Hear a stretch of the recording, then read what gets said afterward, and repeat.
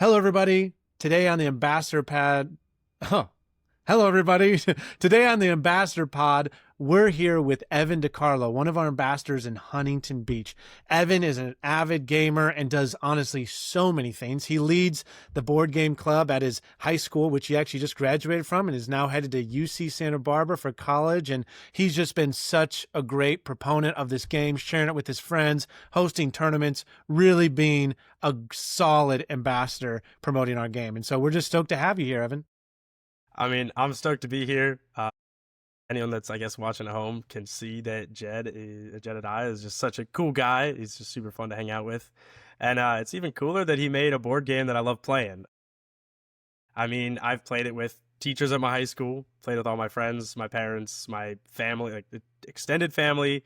And every time the game feels different. I think that's my favorite portion about the game is that you can play, let's say, I don't know, Monopoly a couple times. You know, the gameplay loop is pretty much the same. But with the game that you've created, Barnburners and Noblemen, it's widely different every time. You take different paths to get to the middle. You take different defensive strategies. You can just straight up roll different. You can roll good. You can roll bad. You can straight up lose games where you should win because you roll bad. So there's like a luck factor, but it makes it very exciting, I guess. Well, that brings us right in. Give us your hot take. Tell us if you love the game, you hate the game, and why.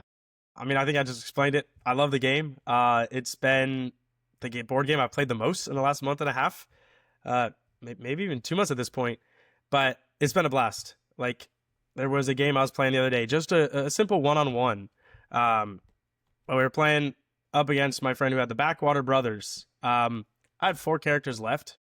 He had just the Backwater Brothers. I ended up losing that game because their backcard special just destroyed me. I didn't see it coming. I got blindsided by it, and I really thought I had him in the bag. I was, kind of making fun of him a little bit that he was getting rolled so hard. And I got it handed right back to me, I guess. So I think that's the fun little dichotomy of the game. Wow, I think it's great.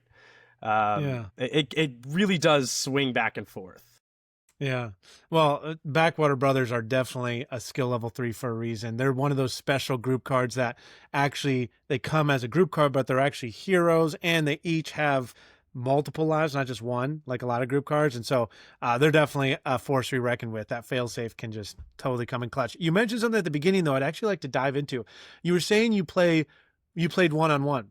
We've gotten some feedback from some people that are like, can this game be played one-on-one or multiplayer? A lot of people have said, like, you don't often get a game that is fun as a multiplayer game, yet still balanced as a one-on-one game, or that's fun as a one-on-one game, 1v1, that's balanced as a multiplayer game. But that's something that we wanted to build into this game from the beginning. We kind of realized, like, this game actually, we think, can be played both ways. Very fun. But I would love to hear your feedback on it, because you've actually played in tournaments, you've hosted tournaments, you've played one-on-one, you play with people. Share us a little bit about how it can be balanced, whether it's multiplayer or just a 1v1 highly competitive game. Yeah, so I've played with pretty much every number across the board. On the box, it says 2 to 4 players. I've played a game with 6. And it still works out just as well. I mean, the one-on-one and all the way up to the 6-on-6, it always ends with the same aspect. It's never a blowout game. It always seems to come down to one saving throw or one one of the cards that just changes the game. In 6-on-6, you get, or even more than just one-on-one, you get a politics aspect where it's diplomacy making. You're like, hey, we have to attack them together. They've got Bancroft still alive, and so we just got to take him out in one turn. Or you get some teamwork aspects, and then backstabbing, because obviously there can only be one winner. But all that fundamental gameplay still like reigns supreme and works flawlessly in a one-on-one. I've never seen or encountered a game where it's like, okay, he got better characters than me in a one-on-one. He just wins. It's pretty much come down to every single time that last roll or last turn, and that's true for every player or like every type of game, single player or like one-on-one or even multiple players. It always seems to come down to that last turn. Yeah, that's cool. That's cool. And it's interesting you brought up diplomacy, because that's something we've noticed in the game, is that you can't really be diplomatic when you just have one opponent. you kind of have to deeply dive into the strategy. You really have to rely on diplomacy cards. That's like the one way to have a hidden strategy that no matter how skilled your opponent is, who might know all your back card specials, they don't know the diplomacy cards that you could play and match with some characters. And so it definitely leans into that. It really leans into anticipating your opponent's moves and what combinations of characters they're going to use and how to counter that.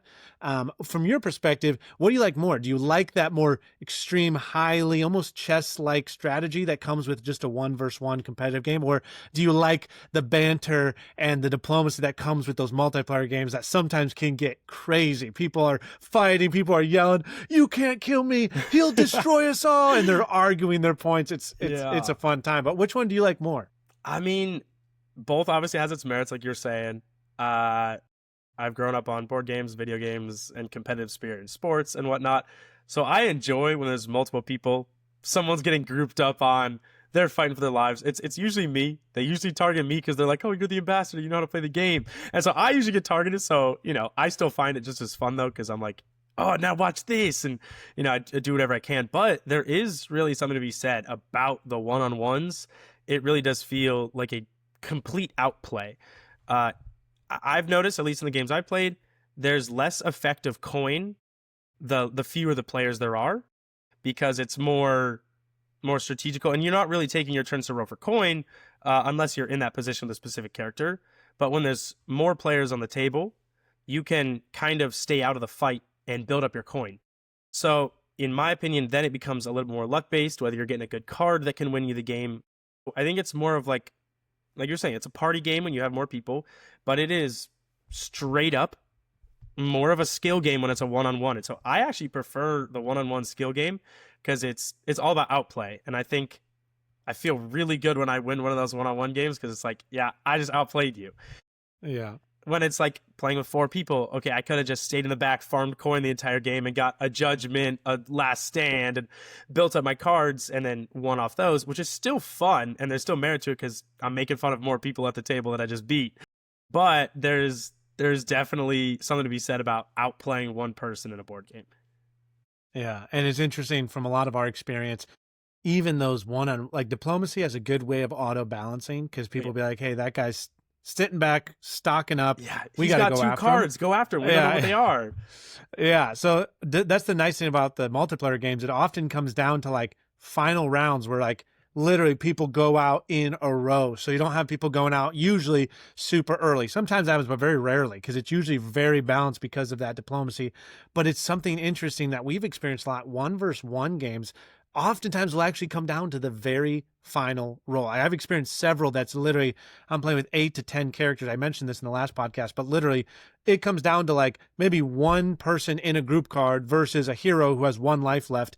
And it comes down to like one roll or another roll. Someone pulls out judgment, misses it, but they don't necessarily die. It's bizarre to me how it can literally go down to that neck and neck. And that usually comes with more skilled players too, because like if you don't fully understand all the cards and know what's coming and know how to strategize, sometimes 1-versus-1 games can get a little bit more lopsided because you miss really key things like that can just totally sway it. But the more competitive and more skilled you get in this game, the more you realize, wow, it can go down to the wire.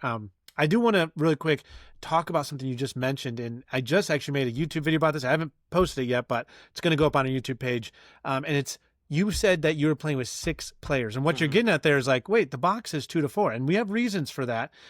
But we actually encourage people to try 6 players. But an element and an ethos of this game is we love the idea of creating a foundation that people can have their own rules, whether it's different ways to draft or different teaming mentalities, or like what you're doing, different, like you can have 6 players out. There's technically 6 bases, or maybe you can play teams of players.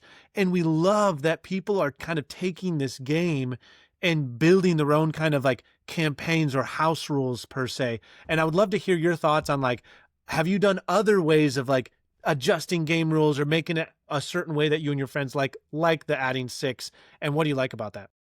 I mean, I love the fact that it does feel like an engine, and you really do build your game on top of it. And every expansion, the Alchemist, the Merchant, obviously increase the number of tools you have at your disposal to utilize that engine.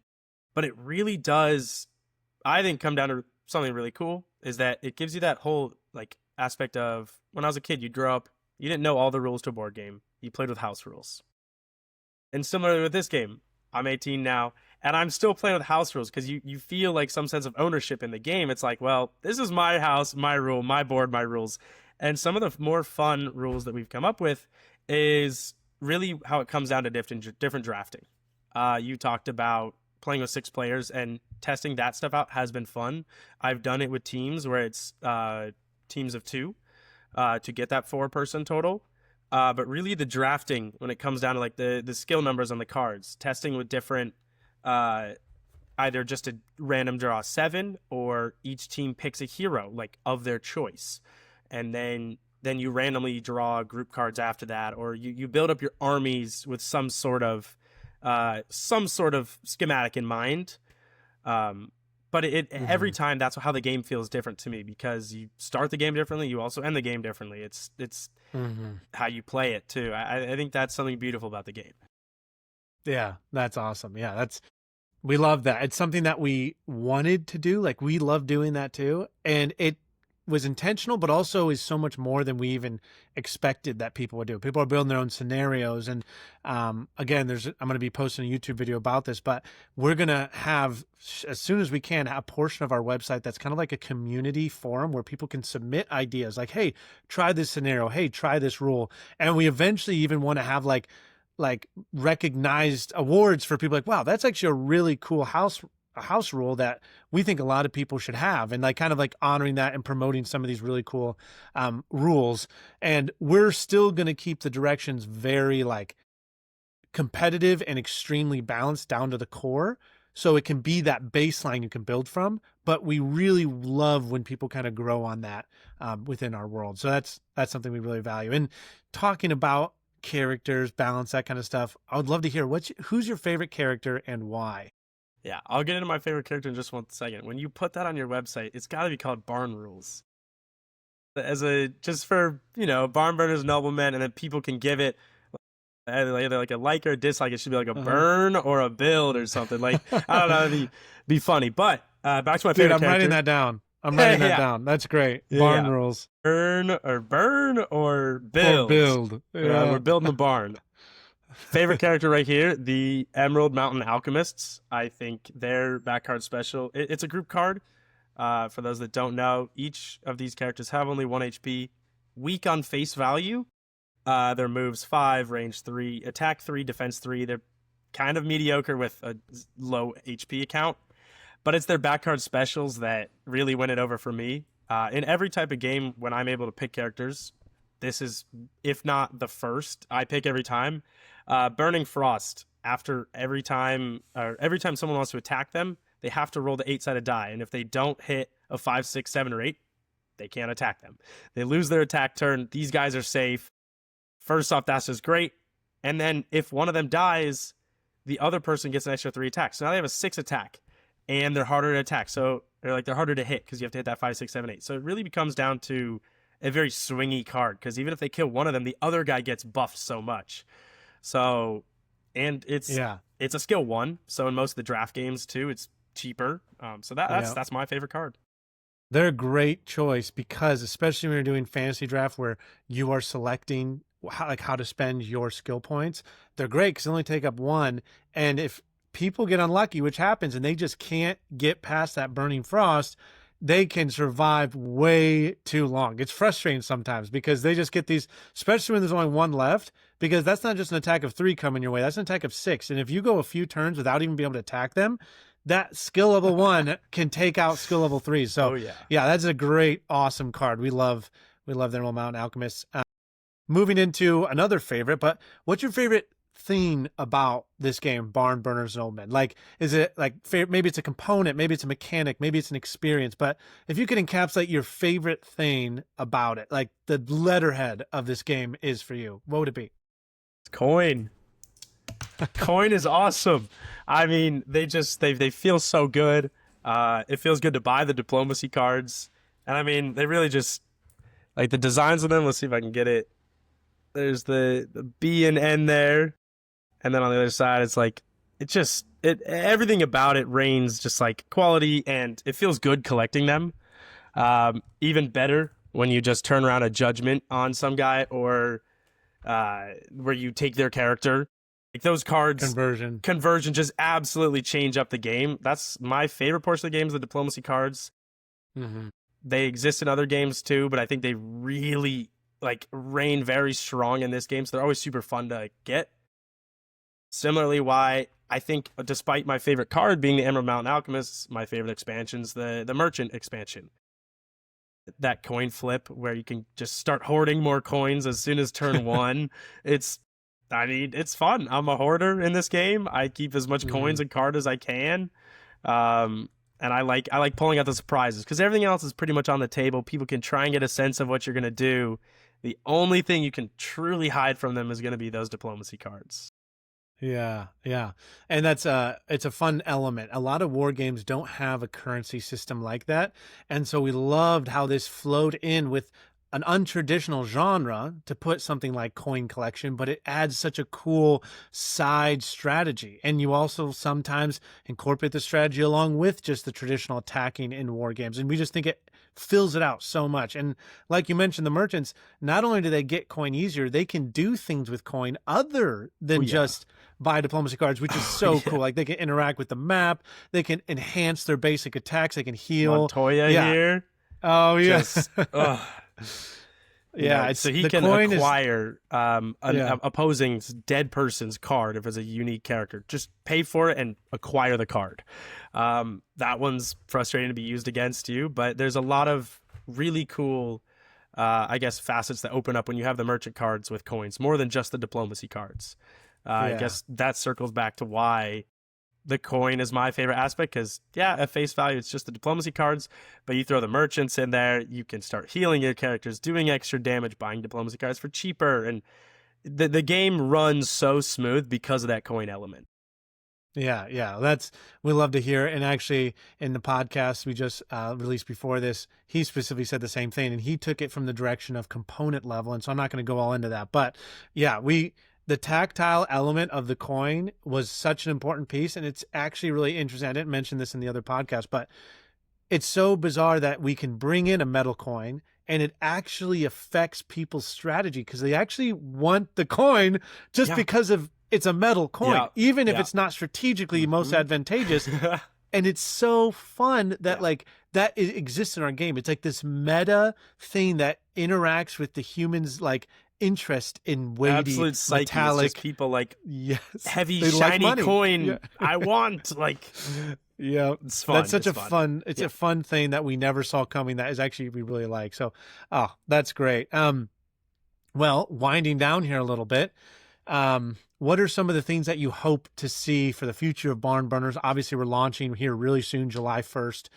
What are some of those elements that you're really excited for as you see us launch and continue this journey with Barnburners and Noblemen? I mean, first off, every time a new character gets introduced, like before I played the Alchemist and Merchant expansion, the game was perfect as is. And then it got even more complex and even more perfect when you added more characters. So obviously, more characters. I don't know if I'm allowed to say this, but the storehouses, I'm really looking forward to. Give that secondary objective to instead of just the rock. But I enjoy creating my own little add-ons where I did the rock had a little hidden spinner. So instead of flipping over the rock, you spun it on one of the little 3D printed piece there. So I enjoy creating different aspects of the game there. My dad and I worked on that together. But yeah, really the storehouses is the future of the game, I think. At least the near future. But then, I don't know, a year, 2 years later, I bet you the board is going to be populated with every different hex is going to have a different bonus, negative space, and just really enhance that gameplay. Yeah, well, that's you mentioned a lot there. Storehouses, we did announce it, but we haven't really released much on it, but that will be coming soon. But yeah, that's going to be an awesome thing. It's going to be released with the Kickstarter launch on July 1st as an add-on. So it really does add a lot to the movement of the map. It just only makes it better. But another quick thing about the new characters, all this stuff, is we built a game, a foundation that is endlessly expandable. Obviously, any new addition takes a lot of play testing, but we already have characters and a lot of really cool things over the course of the next 3 years already planned out, ready to be fully developed and released. So this is just the start. There's so much more coming. And so you hit it on the head there. That's going to be a really exciting part that we're excited for too, to see how these different characters and potentially even a new faction coming in the future will play with the rest of the people. So yeah, we're really excited about that too. Anything else that you want to say or share or anything like that? I mean, I think a secondary thing that new players should watch out for is just movement. It might always seem like, oh, let's make my entire movement. Let's use all 5 move spaces, get as close as I can. But there's a lot more of, as the more I play it, the more I realize the strategy does come a lot in the movement, figuring out their ranges, their distances that you need to be away so you could strike and get out without getting hit yourself. And there's a lot of technical play that comes from more than just the rolling, the luck, but the movement itself. That's actually a great point. And you don't realize that at first. A lot of times you just march right into battle, but first attacks sometimes are necessary. Like certain cards will literally get decimated, but if they get the first attack, they can decimate. So very strategic in that regard, making sure you know your distance from people.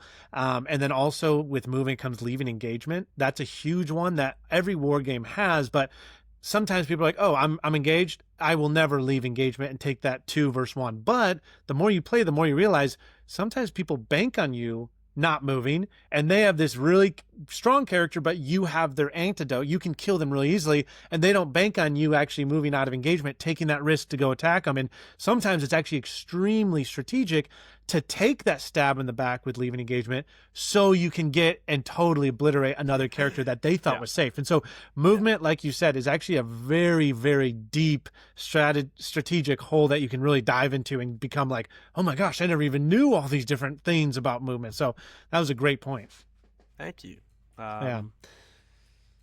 All right.